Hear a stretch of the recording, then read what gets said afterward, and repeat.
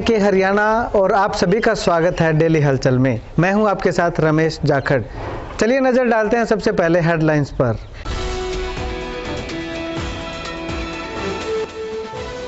अहमदपुर दारेवाला में भागवत कथा चौथे दिन भी जारी। समाज सेवी अनिल कालड़ा बने मुख्य अतिथि।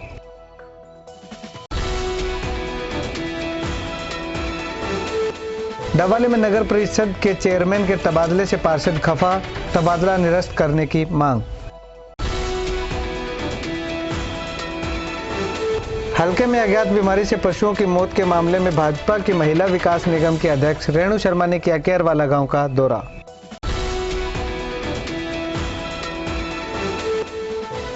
पशुओं की अज्ञात बीमारी के मामले पर हिसार विश्वविद्यालय की टीम ने लिए सैंपल। जांच के लिए सैंपल हिसार ले गई टीम। अब हलचल विस्तार से।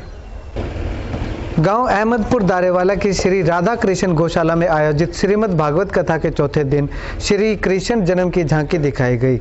आज की इस कथा में श्री कृष्ण के जन्म की कथा सुनाई गई कि किस प्रकार से श्री कृष्ण का जन्म हुआ और किस प्रकार से कंस मामा ने श्री कृष्ण को मारने की कोशिश की।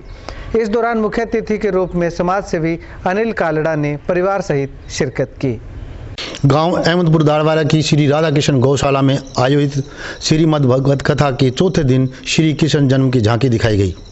आज की इस कथा में श्री कृष्ण के जन्म की कथा सुनाई गई कि किस प्रकार से श्री कृष्ण का जन्म हुआ और किस प्रकार कंस मामा ने श्री कृष्ण को मारने की कोशिश की। इस दौरान मुख्य अतिथि के रूप में समाज सेवी श्री अनिल कालड़ा ने अपने परिवार सहित शिरकत की। चौथे दिन की इस कथा में भगवान श्री कृष्ण के जन्म की कथा सुनाई गई कि किस प्रकार से श्री कृष्ण का जन्म हुआ और उसके बाद किस प्रकार से भगवान कृष्ण को कंस मामा द्वारा मारने की कोशिश की गई तथा इसके साथ साथ भगवान श्री कृष्ण के जन्म की झांकी भी निकाली गई। कथा में मुख्य अतिथि के तौर पर पहुंचे अनिल कालड़ा ने बताया, सवा महीने तक महाराज राजा दशरथ ने राजा जनक जी के घर में वास किया।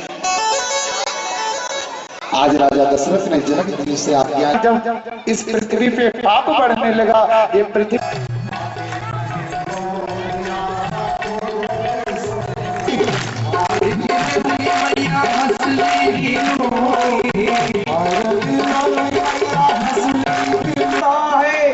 तभी संसार में भगवान का अवतार होता है।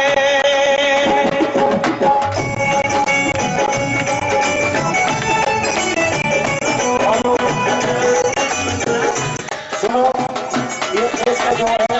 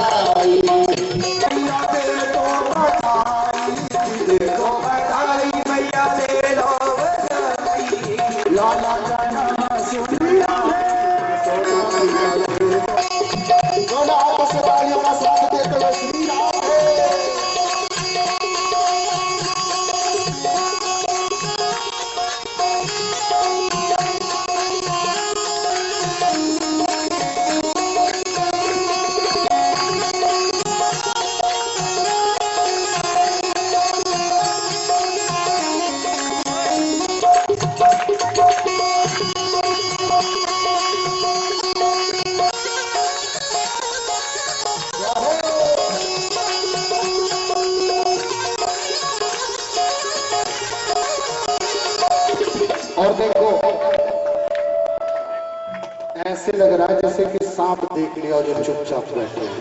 अरे कल ही आए हैं, आज ऐसे बात नहीं बनेगी, बात बनानी है ना, एक बार दोनों हाथ उठा के करना है सबको।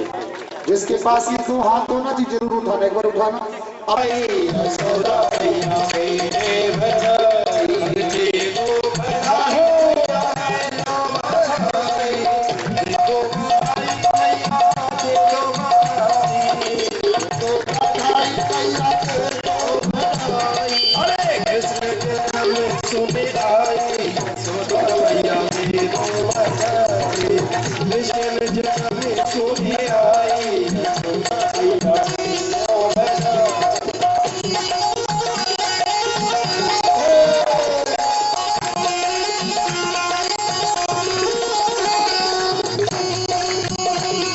अनिल कालड़ा दारेवाड़ा से।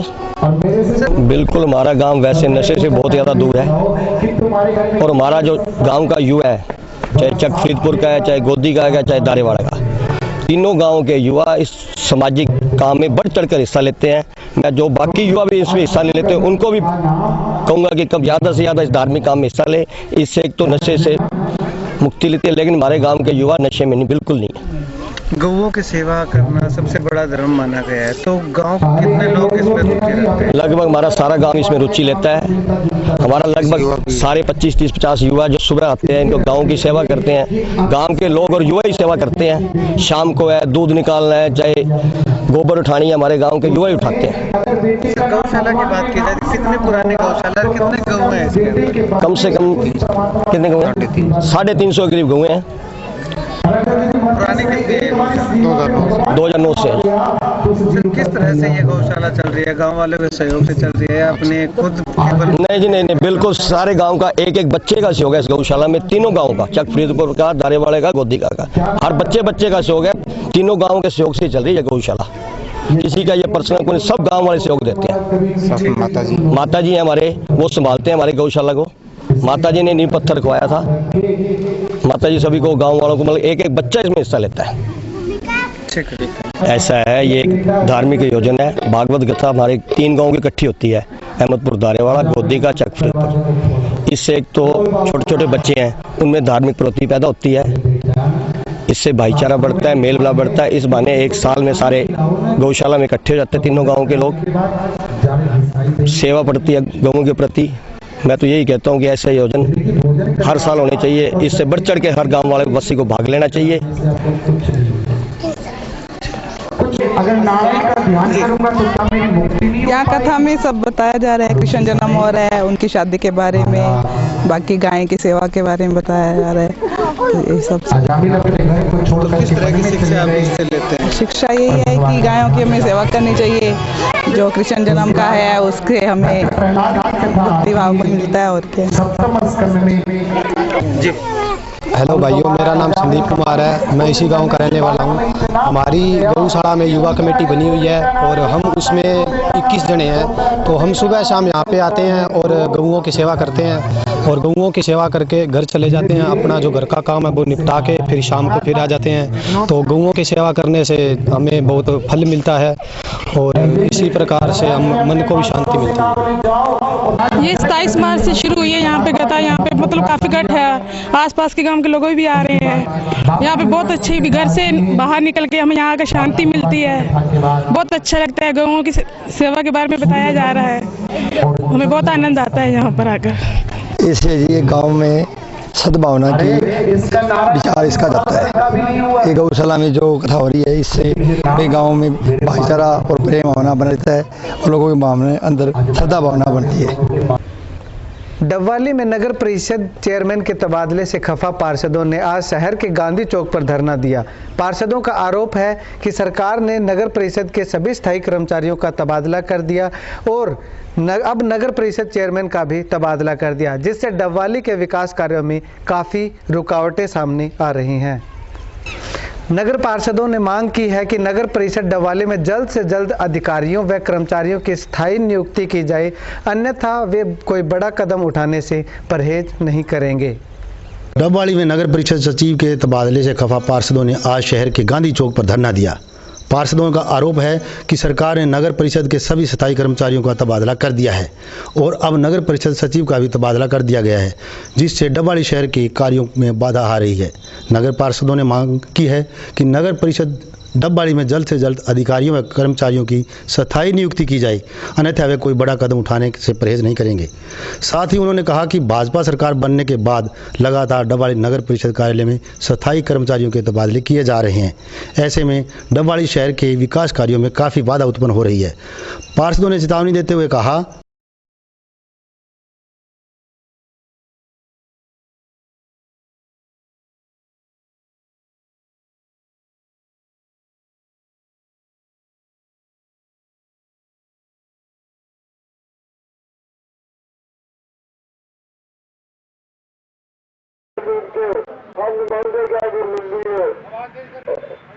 हमें लगभग 8-9 महीने हो गए नगर पार्षद चुने हुए, लेकिन आज तक सरकार ने ना तो हमें अधिकारी दिया और ना ही हम लोगों की कसौटी पर खड़े उतरे। उसका सबसे बड़ा कारण ये है कि हमारे पास खर्च करने के लिए हमारे पास उनकी शाखा में कोई भी अधिकारी नहीं है, जिसके कारण हमें लोगों से उलाने मिलते हैं। उसी कड़ी में हम सरकार को कई बार मिल भी चुके हैं। इनके जो इनकी स्थानीय निकाय मंत्री है कविता जैन को भी मिले थे, लेकिन उन्हें भी हमें कोई आश्वासन के बिना कुछ नहीं मिला। उसके बाद हमने मुख्यमंत्री हमारे यहाँ आए थे, एसडीएम के मार्फत हमने उनको भी मांग पत्र भेजा था, लेकिन उस पर भी कोई गौर नहीं हुआ। अब सरकार के हम यहाँ धरने पे बैठे हैं, शायद इस गुंगी सरकार में मांग क्या मांग ये है कि जो कर्मचारियों की स्थायी नियुक्ति की जाए ताकि शहर के विकास कार्य हो सके। हरियाणा में जब से भाजपा सरकार बनी है, डबवाली नगर के साथ सौतेला व्यवहार किया जा रहा है। नगर परिषद से सभी कर्मचारियों के तबादले करके नगर परिषद कार्यालय को खाली कर दिया गया है। कई बार गुहार लगाई और पहले जब तालाबंदी का हमने फैसला दिया तो उसके बाद सरकार ने अस्थायी तौर पर कर्मचारी लगाए, लेकिन 10 दिनों बाद उन कर्मचारियों का दोबारा तबादला कर दिया। शहर का विकास रुकने के कारण सरकार के विरोध स्वरूप हम लोग आज ये धरना दे रहे हैं।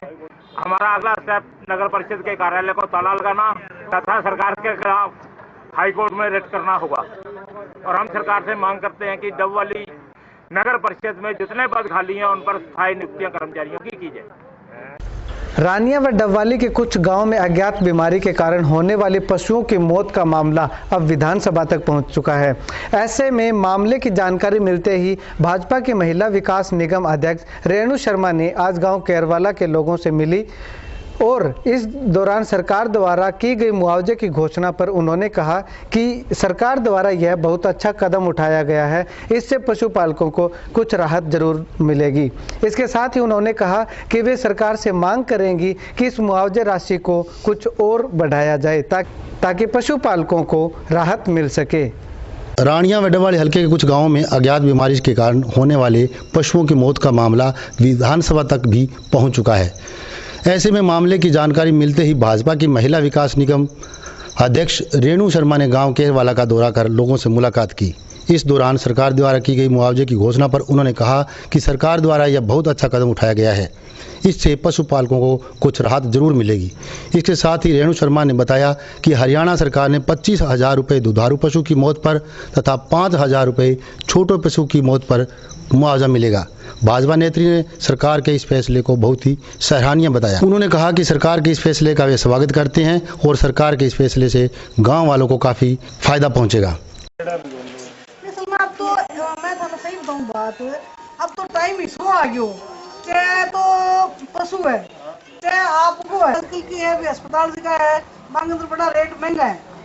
जो मिलियो कई ने मिली गयो 80 अजे जो को मिलियो फसल ननमाड़ी चलो मिल जाएगा। तो कल ही अगर पहले जवान करेडी बंदी तो वो मिल जाएगा कोई। मेरा दौरा तो गांव के अंदर जो पशु मर रहे हैं असल में अज्ञात बीमारी के कारण, उसके लिए आना हुआ है। असल में मुझे कल पता लगा, वैसे तो खैर अखबारों के माध्यम से तो 3-4 दिन हो गए थे पहले ही पता लगा, पर कल महावीर जी ने जो है यहाँ बताया कि बड़ा नुकसान गाँव के अंदर हो गया। तो मैंने कहा चलो किसान के लिए, गाँव वासियों के लिए पशु जो है एक बड़ी अनिवार्य चीज़ है, मतलब अनिवार्य चीज़ है। और जो है हर घर के अंदर जो है पशु हैं और पशु का मरना इनके लिए बड़ी नुकसानदायक है। तो इसलिए इसलिए मैंने सोचा चलो मैं गांव में जाके और पता करके आऊं, और जो नुकसान हुआ है वो सरकार की तरफ से उसका जो है मैं सरकार को कह के, और जैसे अभी आज घोषणा भी हुई है अपने धनखड़ जी ने कहा भी है कि 25,000 रुपये दूध देने वाले पशु के लिए दिया जाएगा, राशि दी जाएगी, भरपाई की जाएगी। तो उसके लिए मैं सरकार का धन्यवाद भी करती हूँ, मुख्यमंत्री जी का धन्यवाद करती हूँ कि मुख्यमंत्री जी ने तुरंत इसका जो है देने के लिए बात की और जो है ग्रामवासियों की बात सुनी। इसके लिए मैं आज यहाँ आना मेरा हुआ। मैम, दुधारू पशु 25,000 रुपये देने की बात की और जो दुधारू पशु नहीं था उसका 5,000 रुपये के देने की बात की है। मान लेते हैं कि बिना दूध देने वाला पशु का 5,000 रुपये ठीक ठाक है, लेकिन दुधारू पशु आज एक गाय भी लेने जाएं तो 40-50 हज़ार रुपये से कम नहीं आती। अगर भैंस लेने जाएं तो 1,80,000 रुपये से कम नहीं आती। तो क्या आपको लगता है कि ये काफ़ी है मुआवजा? देखो कई बार क्या होता है, अब जो जिसका बीमा करवाया हुआ है उसका तो 100% मिलेगा ही मिलेगा, पर जो थोड़ा कम है तो उसका चलो सरकार ने 25,000 का कहा है तो 25,000 में लगभग जो है आ भी जाती है, और ज़्यादा बढ़िया जो हो वो नहीं आती। ये होता है असल में, चलो ठीक ठाक जो है काम सिस्टम जो है रह जाता है। इसलिए चलो 25,000 उन्होंने मतलब किया है तो वो कुछ सोच के किया होगा सर। अभी आप गाँव वालों से मिले हैं, उनको बताया भी है कि मुआवजा इतने रुपए की घोषणा लगभग की गई है, तो क्या गाँव वाले इससे संतुष्ट नजर आए? नहीं, गाँव वाले संतुष्ट हैं। गाँव वाले तो ऐसी कोई बात नहीं की गाँव वालों ने। गाँव वाले कह रहे हैं भी चलो जितना दिया सरकार ने कुछ सोच के दिया होगा, कोई विचार करके दिया होगा। इसलिए मेरे को कोई गांव के अंदर कोई ऐसा कोई आदमी नहीं दिखा, कोई गांववासी ऐसा नहीं दिखा जिसने की कोई इस तरह की कोई बात की हो।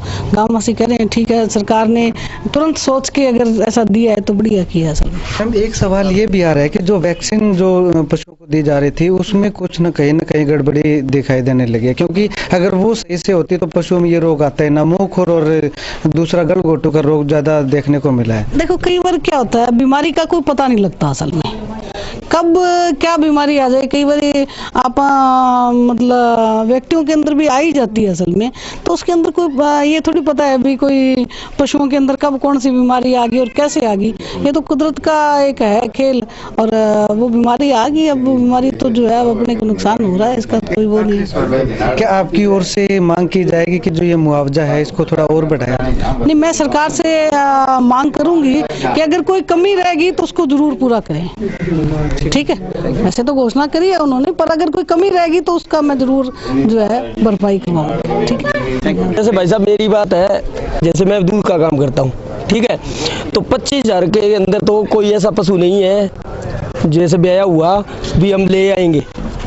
ठीक है, कम से कम 40,000 रुपये गाय के होने चाहिए और भैंस के 60 या 65,000 रुपये होने चाहिए, और जो ये 5 बड़ा के नहीं ये 15,000 होने चाहिए।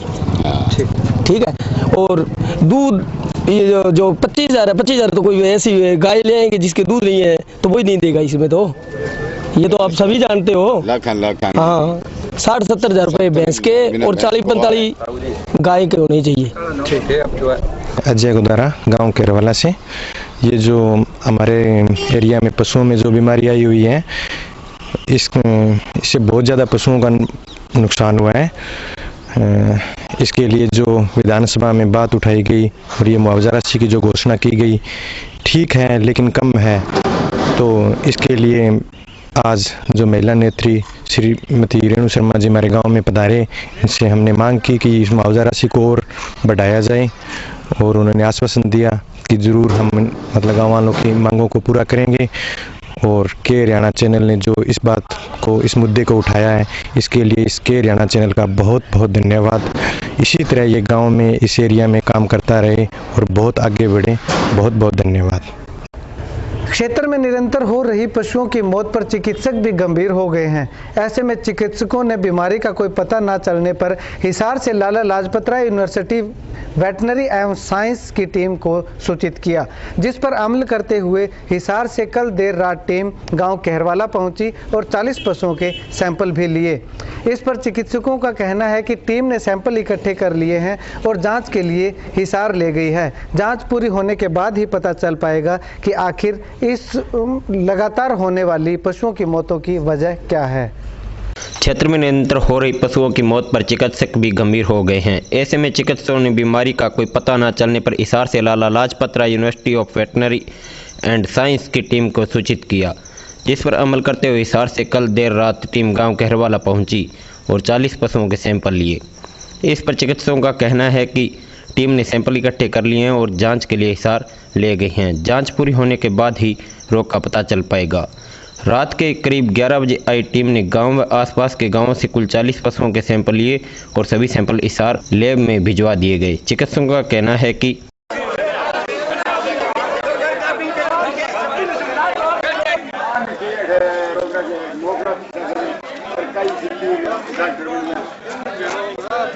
हमारे डॉक्टर काफ़ी दिनों से बहुत मेहनत कर रहे हैं और घर घर जाके पशुओं को देख रहे हैं और इसमें हमें सफलता भी मिली है, लेकिन निश्चित कारण पूछने के लिए तो आपको रिपोर्ट का इंतजार करना पड़ेगा। सर मैक्सिमम टाइम कितना लग सकता है रिपोर्ट आने सर देखिए, रिपोर्ट आने के अलग अलग टेस्ट किए जाते हैं तो उनमें अलग अलग समय देगा और जैसे ही रिपोर्ट आएगी हम आप लोगों से फिर रूबरू हो जाएंगे, आपको बता दिया जाएगा। इसमें तो कोई शंका रहनी नहीं चाहिए। सर इससे पहले बचेर से भी सैंपल लिए गए थे तो उनकी क्या रिपोर्ट आई? सर ऐसे बचेर की जो ऑफिशियल रिपोर्ट होती है वो यूनिवर्सिटी ही देती है, ठीक है सर। तो उन्होंने जो भी रिपोर्ट दिया ऑफिशियल ऑफिस में अवेलेबल होगी, आप वहाँ से ले सकते हैं। हमारे पास ऐसी कोई ऑफिशियल रिपोर्ट अभी है नहीं। तो आज की डेली हलचल में बस इतना ही। कल फिर मिलते हैं नई हलचल के साथ। देखते रहिए के हरियाणा।